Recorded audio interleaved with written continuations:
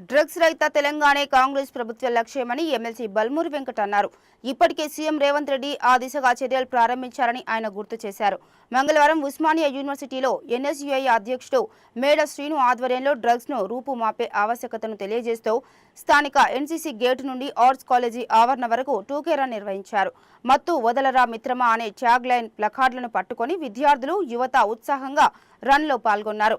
యువత విలువలతో కూడిన జీవితం అనుభవించాలని, సమాజానికి హానికరంగా మారిన డ్రగ్స్ ను ధ్వంసం చేయాలని పిలుపునిచ్చారు ఎమ్మెల్సీ బల్మూరి వెంకట్.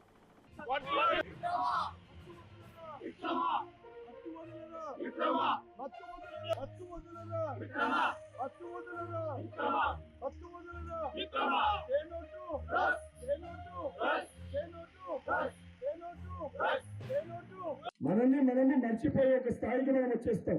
మన పేరుని కూడా మనం గుర్తుపెట్టుకోలేని ఒక పరిస్థితి ఏర్పడుతుంది.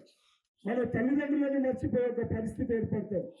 కానీ వీటన్నిటినీ పక్కన పెట్టి ఈ మత్తు పదార్థాలని, ఈ మత్తు వ్యసనాలని పక్కన పెట్టేసి ఒక్కసారి మన జీవిత లక్ష్యాన్ని మనం ఏదైతే గోల్ పెట్టుకుంటామో ఆ గోల్కి ఒక 10 years అనేది ఈ ప్రొఫెషన్ కానివ్వండి, డిపార్ట్మెంట్ కానివ్వండి, లేదా సంబంధించి డాక్టర్ కానీ, ఇంజనీర్ కానీ, అడ్వకేట్ కానీ, లేదా పాలిటిక్స్ కానీ, ఏ ప్రొఫెషన్ అన్నా కంకణ బద్దులు ఒక 10 years డెడికేటెడ్ గా కష్టపడితే ఆ ప్రొఫెషన్ లో సక్సెస్ అయి తర్వాత మనల్ని ప్రజలు గుర్తించి, సమాజం గుర్తించి మనల్ని వాళ్ళ దగ్గరికి మన్నలు పొందితే దాని ద్వారా వచ్చే కిక్కు ఈ మత్తు కంటే 100 రెట్లు ఎక్కువ ఉంటుంది.